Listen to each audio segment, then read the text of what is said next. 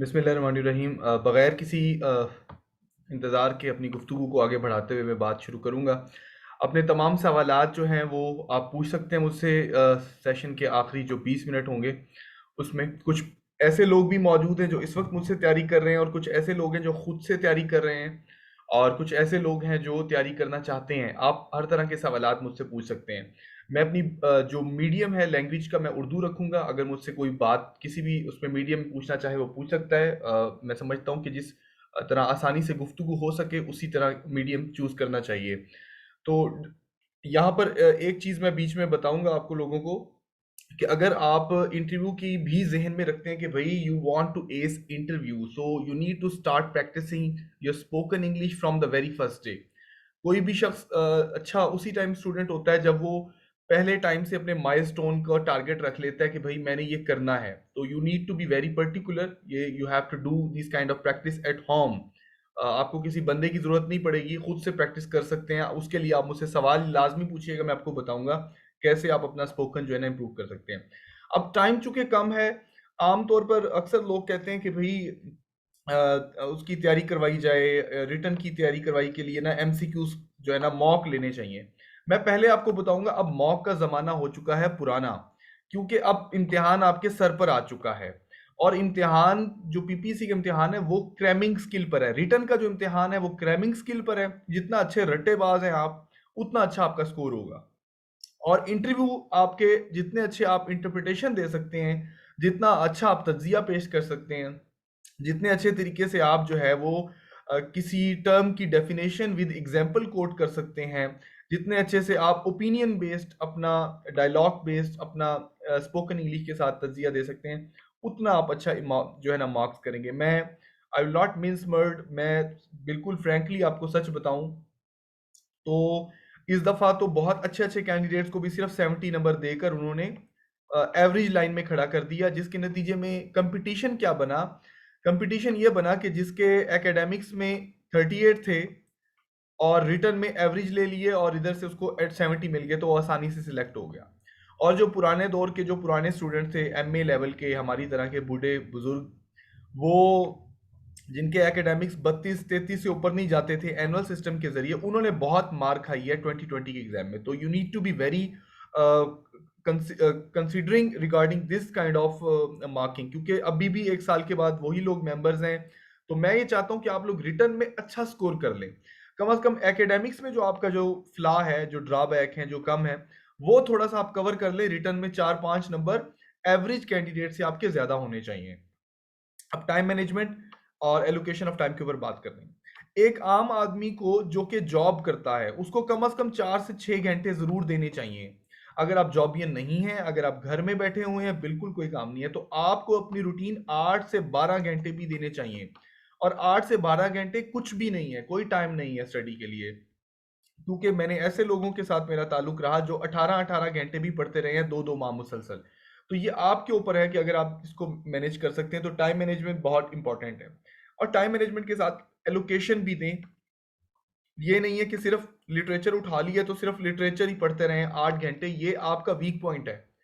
आपने उस time management में टाइम को एलोकेट करना है कि भाई आपने कारवान की बुक से उर्दू के पोर्शन को 7 दिनों में कवर करना है, ये आपका टारगेट होना चाहिए। और जब आप उस एमसीक्यूज को प्रिपेयर कर रहे होंगे हार्ड बुक से, तो जो भूलने वाले एमसीक्यूज होंगे उनके ऊपर आप स्टार लगाएंगे, ऐसे स्टार। और नेक्स्ट टाइम जब आप रिवाइज करेंगे उसको, तो उन स्टार वाले एमसीक्यूज को आप पढ़ेंगे, क्योंकि ये वो वाले एमसीक्यूज थे जो आपको भूलते थे।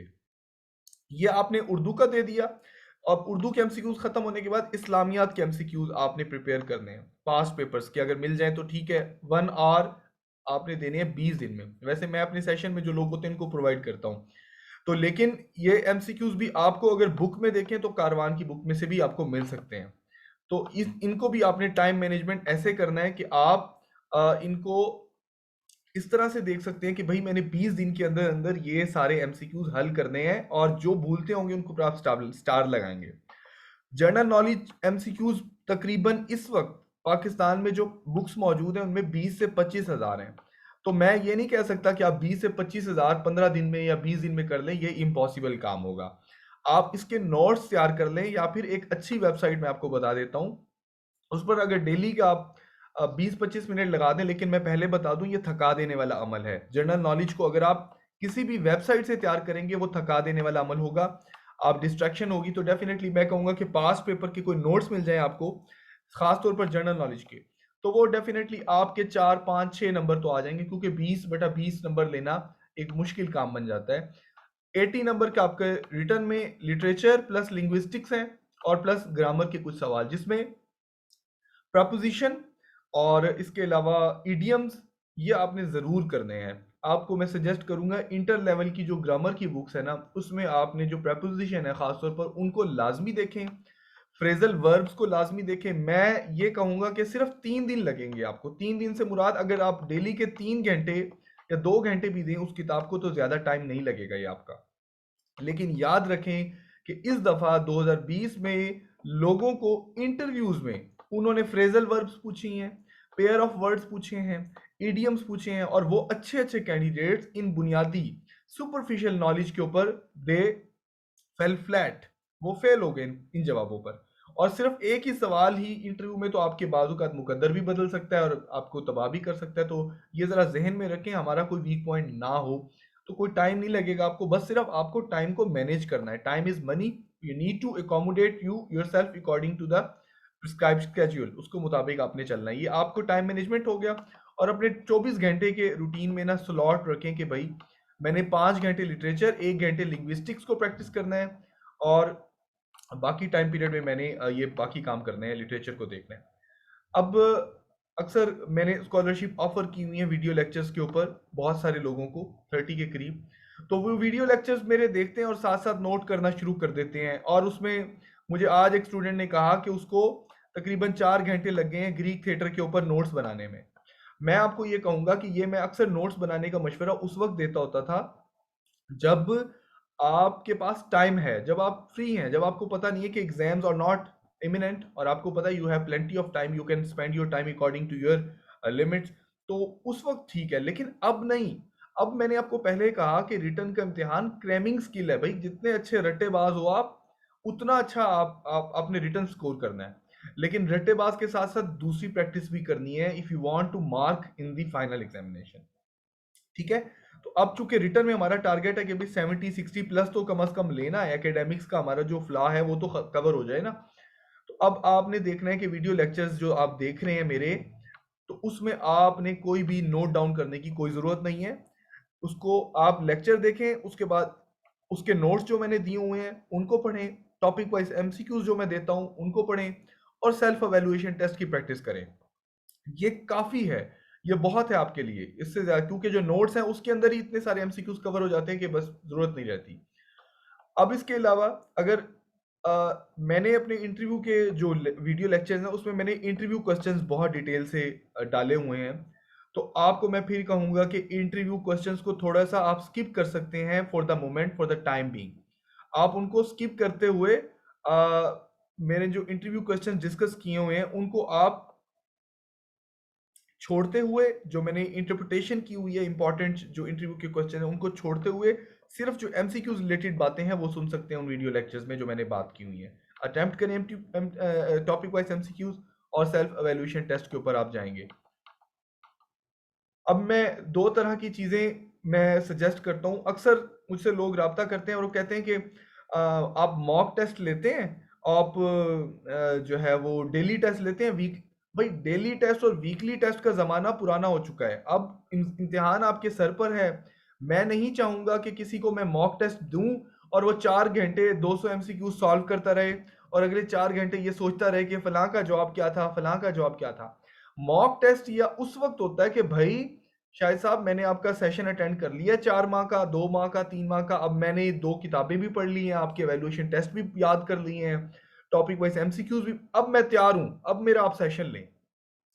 लेकिन हमारे लोगों की बदकिस्मती ये कि वो उस वक्त तैयारी शुरू करते हैं जब रिजल्ट आता है या अनाउंस होती हैं सीट्स, और उस वक्त वो क्या मॉक देंगे, आप जीरो होती है आपकी उस वक्त तैयारी। तो भी किसी भी तरह के मॉक इंटरव्यू की या इसकी फिलहाल आपको इस वक्त जरूरत नहीं है। मैं चाह रहा हूँ आप अच्छे से याद करके चीज़ों को बिठाएं दिमाग में। अब याद करने से मुराद ये नहीं कि आप उसको ABC की तरह याद करने लग जाएं। याद करने का मैं ट्रिक बताऊंगा एमसीक्यूज को, उसको आप उस तरीके से करें और फिर उनको जो है लेकर चलें। इस सिलसिले में मैंने 2 तरह के टेस्ट मुरतब दिए हैं। एक है self evaluation test. Self evaluation test में Indian literature, German literature, Pakistani literature, French literature से सवालात मैंने पूछे हैं। उसमें काफ़ी सारे सवालात हैं, 4000 के करीब। और ये आपको मेमोराइज करने में, टाइम सेव करने में, क्योंकि आंसर साथ ही दिया हुआ है, आपको इधर-उधर ढूँढने की ज़रूरत नहीं पड़ेगी। दोबारा से भी दोहराना है तो आसानी से हो जाएगा। मेमोराइजेशन स्किल अच्छी होंगी, आपका सब्जेक्ट का नॉलेज इंप्रूव होगा, मैक्सिमम स्टडी मटेरियल कवर हो जाएगा आपका। बाकी जो कैसे करना है वो मैं बताऊँगा। फिर इसके अलावा जब मैंने टॉपिक वाइज पढ़ाता हूँ तो मैं साथ में आप लोगों को ये सारे टॉपिक वाइज एमसीक्यूज भी देता हूँ, जिसमें बायोग्राफिकल डिटेल है, कोई नॉवल है तो उसके एमसीक्यूज हैं, कोई ड्रामा है तो उसके एमसीक्यूज हैं, पोइम्स हैं तो उसके एमसीक्यूज डिस्कस करता हूँ मैं। इंपॉर्टेंट कोटेशंस के ऊपर मैंने एमसीक्यूज बनाए हुए हैं। अभी इस वक्त मैं कुछ देर पहले इंपॉर्टेंट जो पोइम्स हैं, 100 फेमस पोइम्स जो इंग्लिश लिटरेचर की हैं, उनकी इंपॉर्टेंट जो कोटेशन है उनके ऊपर मैं काम कर रहा हूँ, और वो भी मैं आपको दूंगा। लिटरी टर्म्स के ऊपर मैं नोट्स चंद दिनों में बनाने लगा हूँ, वो आपको दूंगा। तो ये सारे आपके उसमें कवर हो जाएंगे। अब इन सारों के अलावा भी अगर आप कहते हो कि यार हमारे पास टाइम है, तो आप टाइम अगर मैनेज कर रहे हो तो आप कोई अच्छी सी किताब उठाकर, आप इंपोरियम की या इल्मी की उठाकर कर सकते हो। लेकिन मेरा डाटा इतना ज़्यादा है कि वो आप टाइम बचे तो फिर कीजिएगा, अदरवाइज नोट्स के अंदर इतनी चीज़ें कवर हो जाती हैं। अब सवाल होता है कि एमसीक्यूज को याद कैसे किया जाए। बहुत सारे लोग कहते हैं याद कैसे, याद नहीं कर सकते आप इन एमसीक्यूज को, ये भूलेंगे, ये रट्टा है। सीधी सी बात बताऊं मैं आपको, अक्सर लोग मुझे एमसीक्यूज व्हाट्सएप पे मैसेज करके पूछते हैं, इसका जवाब नहीं। मैं उनको कहता हूं कि आप लोग मेरा टाइम जाया करते हैं जब मुझसे आप एमसीक्यूज पूछते हैं, क्योंकि ये तो आप गूगल से भी पूछ सकते हैं ना। तो गूगल आपको फौरन से बता देगा इसका आंसर क्या है। जब आप मुझसे कोई क्रिटिकल किस्म का क्वेश्चन पूछेंगे लिटरेचर से मुतल्लिक, आप पूछेंगे कि भी हार्ड टाइम्स में फैक्ट्स जो है वो कैसे रिलेट करते हैं नॉवल के टाइटल के साथ। आप मुझे पूछेंगे कि कल्चर एंड अनार्की को मैथ्यू आर्नल्ड ने कैसे किस तरीके से समझाने की कोशिश की है। आप एपिक सिमिलीज को मुकाबला का, इलामा इकबाल का मुकाबला आप जॉन मिल्टन के साथ करवाने के मुतालिक मुझसे सवाल पूछेंगे, तो दैट इज द क्वेश्चन। मैं चाहता हूँ ये क्वेश्चन पूछें आप मुझसे, क्योंकि इंटरव्यू के रिलेटेड ये क्वेश्चन हेल्पफुल है। एमसीक्यू तो रटा रटा है ना, आप अच्छे से कर सकते हैं इनको डेफिनेटली, लेकिन फिर भी कोई क्यूरी आ जाए तो आप पूछ सकते हैं किसी भी तरह से। अब लेक्चर्स के ऊपर खास तौर पर जो स्कॉलरशिप में जो लोग अटेंड कर रहे हैं मेरा लेक्चर, जिन्होंने ज्वाइन किया हुआ है उनके लिए, और भी लोग जो अटेंड कर रहे हैं उनको, मेरे लेक्चर को आपने नोट डाउन करने की जरूरत नहीं है। अभी टाइम आपके पास कम है, मेरा लेक्चर देखें दिमाग को अलर्ट रख के। इसके अलावा नोट्स को देखें, या उन चीज़ों को, या अपने पास जो बुक्स अवेलेबल हैं उनको देखें, एमसीक्यूज को अटेम्प्ट करें। आपको इस वक्त मैं आपको नहीं कहूंगा कि किसी की भी समरी पढ़ लो यार, फलां की समरी पढ़ लो।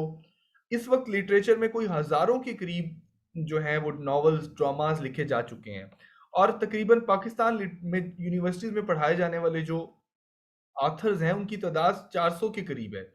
तो आप उनके नॉवेल्स या ड्रामास को पढ़ने लगेंगे तो डेफिनेटली आपका टाइम तो फिर, क्योंकि एक समरी को अच्छे तरीके से पढ़ने के लिए, फर्स्ट करो आपने चार्ल्स डिकेंस की हार्ड टाइम्स की समरी पढ़नी है, तो आपको अप्रोक्सीमेटली 15 से 20 मिनट का टाइम चाहिए। तो 15 से 20 मिनट में आप इमेजिन करें कि आप कितने एमसीक्यूज अच्छे से सॉल्व कर सकते हैं, ये आप देखें जरा। तो एमसीक्यूज कम से कम आप 15 मिनट में कम से कम 50 एमसीक्यूज तो हल कर लेंगे। हमारा टारगेट रिटर्न में अच्छा स्कोर करना है। डेफिनेटली इंटरव्यू को तो जहन में रखना ही रखना है ना, तो लेकिन मैं चाह रहा हूँ रिटर्न में अच्छा स्कोर कर लें, और इंटरव्यू को थोड़ा सा इसमें डालें कि भाई हम इंटरव्यू की भी प्रैक्टिस करेंगे, और definitely will get the time after return examination up to 2 to 3 month, और that is I think a good time for interview preparation. और आपको अगर वो तमाम लोग जो मेरे लेक्चर्स देख रहे हैं, मैं उनको बार बार कहूंगा किसी भी तरह के यूट्यूब के लेक्चर्स को आपको देखने की जरूरत नहीं है। आप जस्ट मुझे मैसेज बताएं कि ये टॉपिक पे आपकी वीडियो मौजूद है, और मेरी वीडियो उस पर मौजूद होती है, तो आप उसको वहां से देख सकते हैं। आप जिन लोगों ने सवाल पूछना है वो प्लीज थोड़ा सा वेट कर लें, बस थोड़ी सी बातें रह गई हैं, वो मैं करके और फिर आपसे जो है ना वो आपके सवालों का जवाब दूंगा। अब ये कुछ एमसीक्यूज आपके सामने आ रहे हैं, अब जरा देखें। अक्सर 2017 के इम्तिहान में उन्होंने कीट्स की एक इम्पॉर्टेंट जो है वो पोइम जो है ओड, उसमें से एक कोटेशन डाल दी थी। तो आपको पता होना चाहिए, अगर आप अमेरिकन लिटरेचर से वाकफ हैं, अमेरिकन लिटरेचर में एडगर एलन पो पढ़ाया जा रहा है आपको, तो आपको पता होना चाहिए कि all that we see or seem is but a dream within a dream एक मशहूर जमाना पोइम है एडगर एलन पो की। ठीक है, तो ये इस तरह के सवालात जो है वो कोटेशंस के तौर पर आ सकते हैं। इसी तरह लेनोर जो है वो फेमस करेक्टर है, किस शायर की जो है वो पोइम्स में ये फीचर करता है, ये लेनोर कैरेक्टर। तो ये लेनोर कैरेक्टर जो है वो एडगर एलन पो की कैरेक्टर में फीचर करता है। इसी तरह अगर आप बात कर लें कॉलरिज की तो क्रिस्टाबेल, और अगर आप वर्ड्सवर्थ की बात कर लें तो लूसी ग्रे इंपॉर्टेंट कैरेक्टर है। तो आप जॉन कीट्स की बात कर लें तो लैमिया, या इसी तरह कुछ इंपॉर्टेंट कैरेक्टर हमें नजर आते हैं इन लोगों के, तो वो आपने जहन में रखना है इन तरह की चीजों के जो सवाल आ सकते हैं। इंटरमीडिएट के सिलेबस को अक्सर इग्नोर कर दिया जाता है कि वहां से भी कुछ आएगा। अक्सर लोग इंटरमीडिएट के सिलेबस को भी तैयार नहीं करके जाते इंटरव्यू में, because you are suppose to teach the intermediate class in the colleges, ADP classes, BS classes, so you must be well versed for these kind of syllabus interview के हिसाब से। तो डेफिनेटली उसमें भी सवाल आ सकते हैं। गुड बाय मिसेस चिप्स किसने लिखा? जेन हिल्टन ने लिखा। आसान सा सवाल है, अगर आप इसको प्रिपेयर किया होगा तो आपको आंसर देने में आसानी होगी। अगर आप इसको देखें, द वर्ड सलाओ इज एसोसिएटेड विद, अब आपने ये अगर पढ़े हुए हैं, मेमोराइज नहीं किए हुए, आप समरीज पढ़ने पे टाइम जाया करेंगे तो ये डेफिनेटली मुश्किल हो जाएगा। तो टॉपिक वाइज जो नोट्स मैंने दिए हुए हैं, या आप इंटरनेट से सर्च करके, या आपके पास जो बुक्स अवेलेबल है आप कर सकते हैं। तो सलाओ ये ओल्ड मैन एंड सी में एक टर्म था जिसको अनलकी फिशरमैन के तौर पर एसोसिएट किया जाता था, ये उसको कहा जाता है। अगर इस सवाल को देखें, which German author was associated with epic theater and estrangement effect? Punjab university में इस ऑथर को पढ़ाया जाता है, बर्टोल्ट ब्रेट को।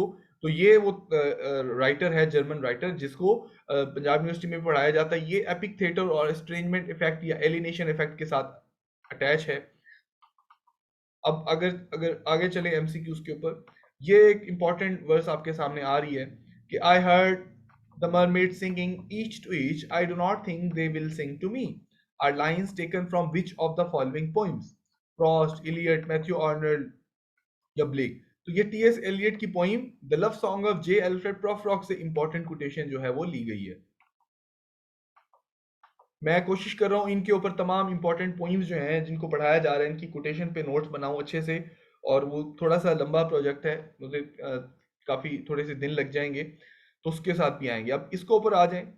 टेक अवे लव एंड और अर्थ इज टॉम, ये किसकी पोइम में ये लाइन फीचर करती है? तो ये आप फ्रा लिपोलिपि जो है इसमें ये फीचर करती है, रॉबर्ट ब्राउनिंग की जो इंपॉर्टेंट पोइम है इसमें आप देख सकते हैं। Doctor Watson is an important character of which of the following authors? अगरचा शेरलॉक होम्स को एज ए सिलेबस तो नहीं पढ़ाया जाता, लेकिन मैट्रिक लेवल पर कुछ किताबों में इसको कुछ अर्सा पहले पढ़ाया जाता रहा है, लेकिन अब तो तर्क कर दिया गया। लेकिन फिर बात वही है कि जो नोबेल प्राइज तो इंग्लिश लिटरेचर वालों को भी मिला है, बंगाली लिटरेचर में भी मिला, इसके अलावा अफ्रीकन लिटरेचर वालों को भी मिला।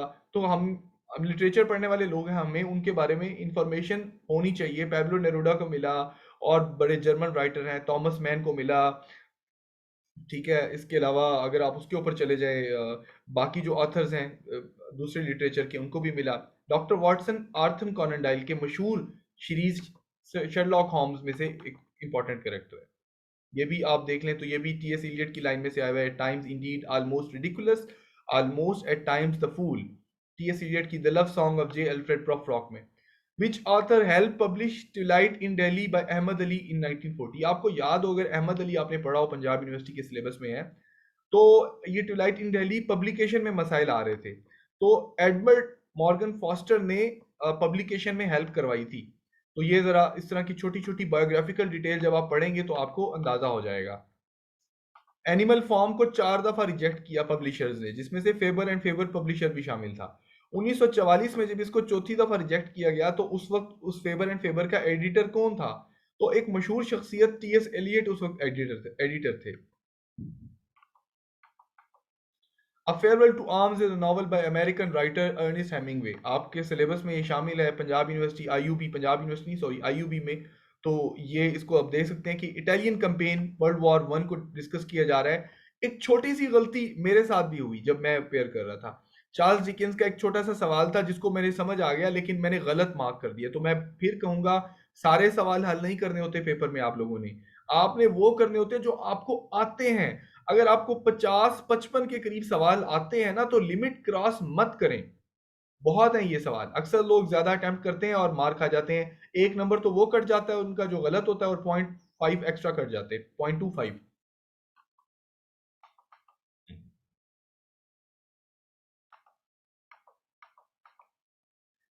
अब इसको देखें, if they be two they are two so as stiff twin compasses are two, बहुत मशहूर valediction forbidding mourning, John Donne की पोइम जिसको अक्सर मेटाफिजिकल कंसीट की मिसाल के तौर पर हम कोट करते हैं, ये इसकी मिसाल है मेटाफिजिकल कंसीट की। तो ये इसको आप देखते हुए लिटरेरी टर्म्स अगर पढ़ी होंगी तो आप इनका एग्जाम्पल कर सकते हैं। इसी तरह रोमांटिक मूवमेंट को अगर आप अच्छे से वाकिफ हैं तो स्टॉर्म एंड स्ट्रेस मूवमेंट थी, एक जर्मन मूवमेंट थी जिसको स्टर्म एंड ड्राइंग मूवमेंट कहा जाता था। वो किस चीज से अटैच थी? वो प्री रोमांटिसिज्म मूवमेंट के साथ अटैच थी।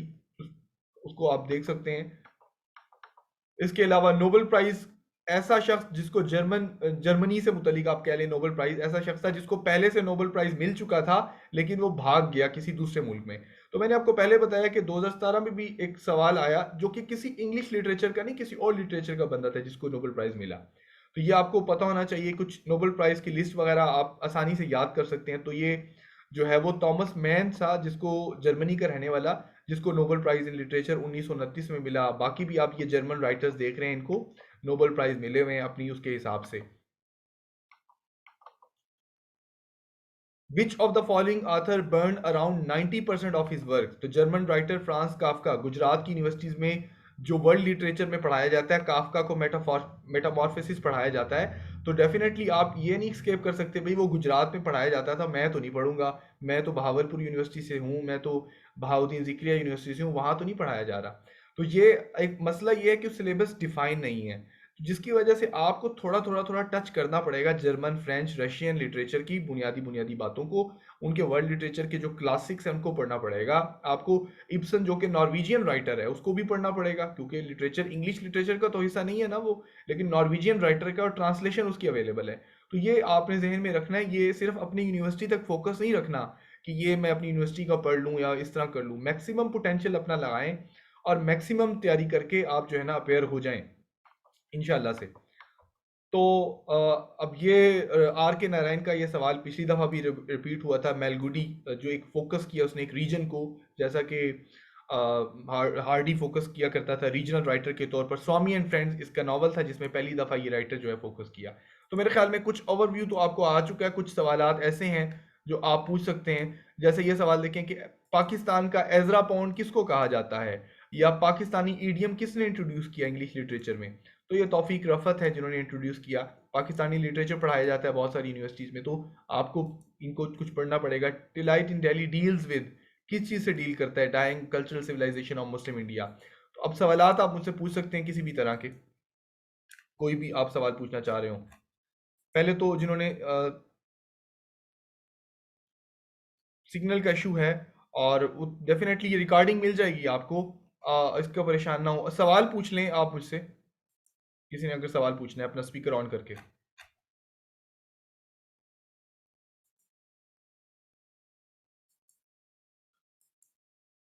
इंटरमीडिएट और बीए को रिटन टेस्ट के लिए क्या ज़रूरी करना पड़ेगा?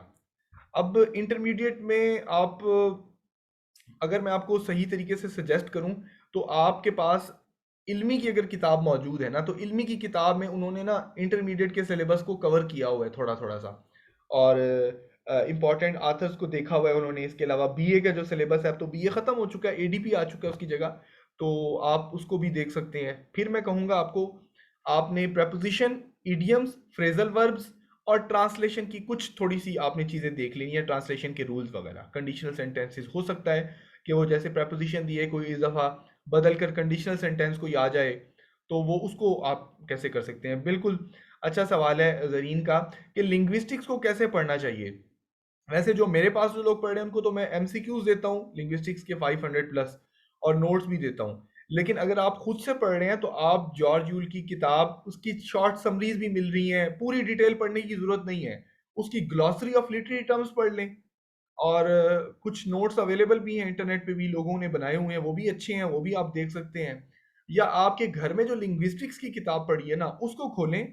उसको खोल के जो इम्पोर्टेंट उसके जो हेडलाइंस हैं उनको देखें, उसकी जो ग्लॉसरी आखिर में दी होती है उसको पढ़ लें। मेरा नहीं ख्याल कि इसके ऊपर कोई ज़्यादा टाइम लगेगा आपका, और ज़्यादा टाइम नहीं। मैं समझता हूँ कि जब मैंने लिंग्विस्टिक्स को रिवाइज किया तो मैंने 3 दिन का टाइम दिया था, 3 दिन के, मैं 3 दिन में इसको पढ़ूंगा। उसको फिर रिवाइज भी किया था। एक और बात मैं आपको बताता चलूं, रिवीजन मस्ट है। रिवीजन मस्ट है, मैं आपको पहले बता रहा हूँ।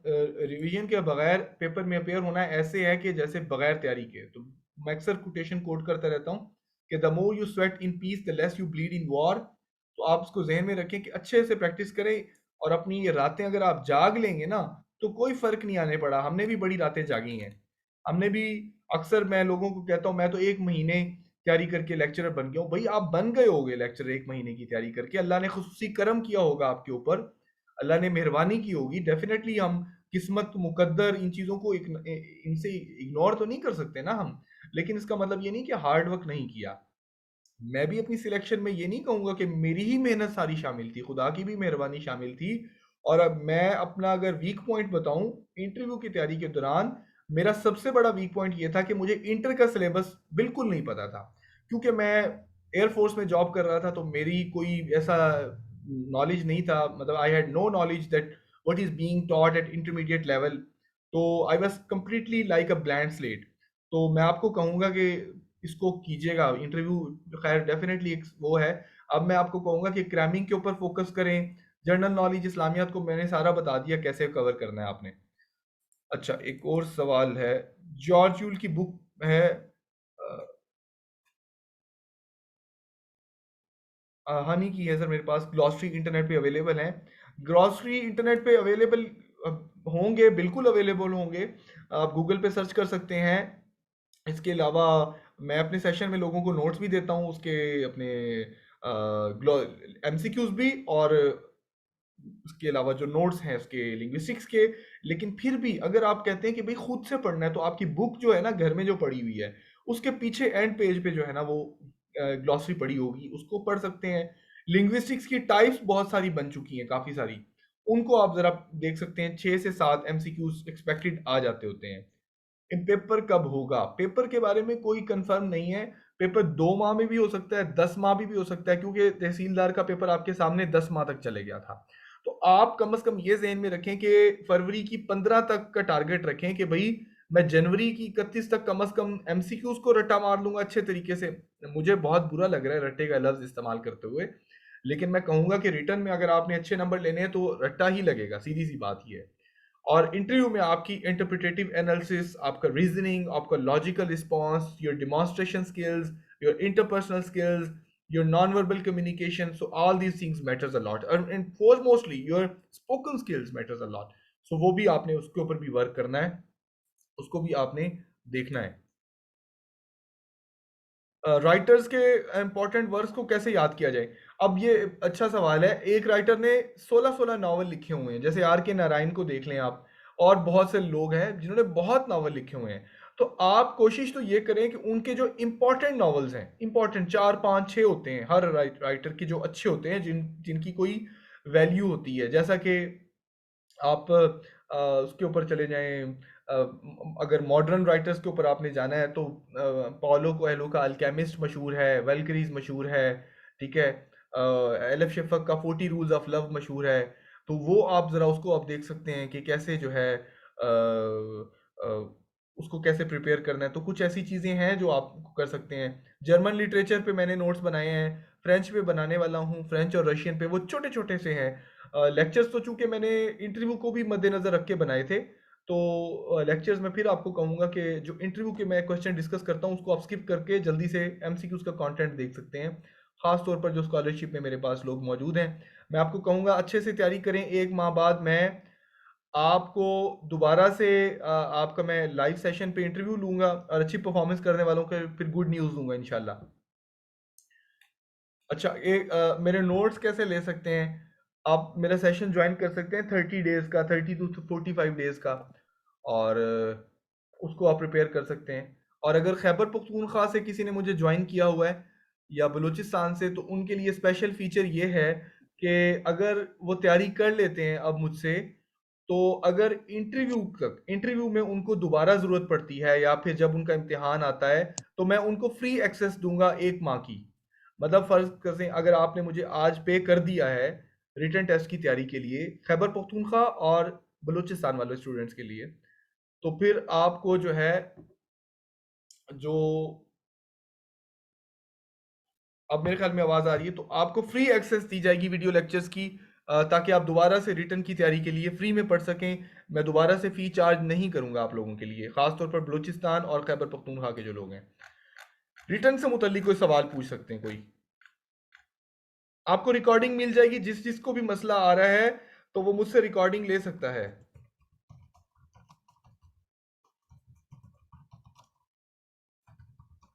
कोई सवाल किसी का और?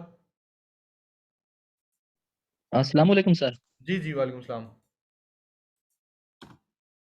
अस्सलाम वालेकुम सर। सर मेरी आवाज़ आ रही है आपको? जी आ रही है, बोलिए आप। सर कैसे हैं आप? ठीक हैं? जी अल्लाह का शुक्र है, सवाल पूछिए। सर ये बताएं, अभी आपने चंद एक एमसीक्यू शेयर किए हैं हमसे, मतलब अब ये बताएं, हमें तो उसमें से एक भी समझ नहीं आ रहा था। हाँ आप जी। ये बताएं आपने सर कहाँ से उठाए हैं इतने जो है इम्पोर्टेंट या जो डिफिकल्ट एमसी? ये तो इतने सारे एमसीक्यूज हैं, इतनी सारी सर वेबसाइट हैं। मेरी आवाज़ नहीं आ रही आप क्या आप मुझे तक? लिख के भेज दें तो आसानी हो जाएगी।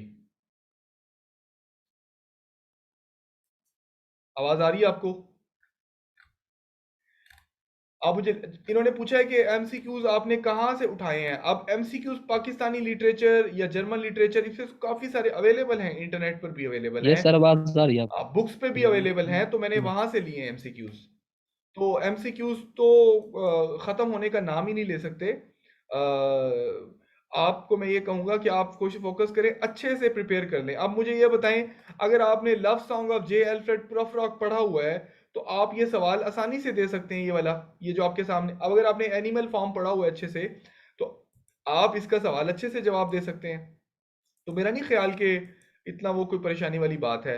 अगर आपने ट्विलाइट इन दिल्ली पढ़ा हुआ है तो आपको क्लियर पता लग जाएगा एडवर्ड मॉर्गन फॉस्टर ने। तो मेरे ख्याल में कॉमन सवाल है, मुश्किल सवालात नहीं है ये।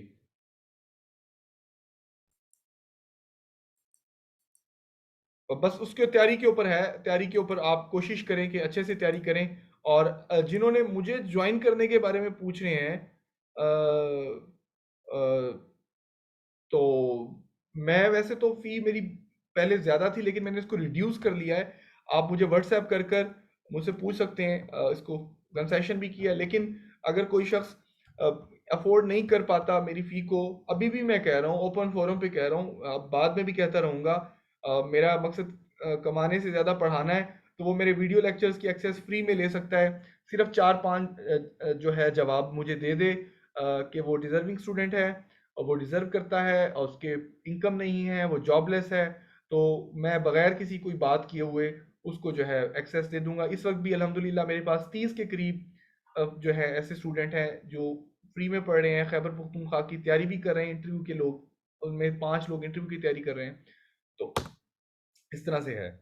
बहरहाल अगर आप नोट्स लेना चाहेंगे तो उसके लिए कुछ अमाउंट है वो आपको पे करनी पड़ेगी। वो टाइपिंग के चार्जेस, प्रिंटिंग के चार्जेस जो हमारे लगे उसके चार्जेस है, वो बहुत मामूली सी है, वो आपको देनी पड़ेगी। उसको उसको नहीं करेंगे। लेकिन वैसे सेशन ज्वाइन करना है तो हमने फी 50% रिड्यूस कर दी है। कोई और सवाल पूछना चाह रहे हो आप उससे? मैं फिर कहूंगा, मेरा ये पैकेज इंटरव्यू के लिए भी होगा। ऐसे डिजर्विंग स्टूडेंट जो मुझे पे नहीं कर पाएंगे, एक शॉर्ट इंटरव्यू के बाद मैं उनको इंटरव्यू की तैयारी भी करवाऊंगा, वो भी एब्सोल्युटली फ्री। लेकिन उसका क्राइटेरिया ये होगा कि मैं यही 4-5-6 सवालात पूछूंगा उनसे, वो पूरा उतरते हुए म्यार पे, तो वो भी मुझसे तैयारी कर सकते हैं। लेकिन डेफिनेटली मुझे फंडिंग के लिए ज़रूरत तो होती है। के साथ ही हमारा सेशन ख़त्म होता है, आप इस रिकॉर्डिंग की मुझसे ले सकते हैं, वीडियो ले सकते हैं इस सेशन की। अपना ख्याल रखिएगा। Thank you for joining me. अल्लाह हाफिज़।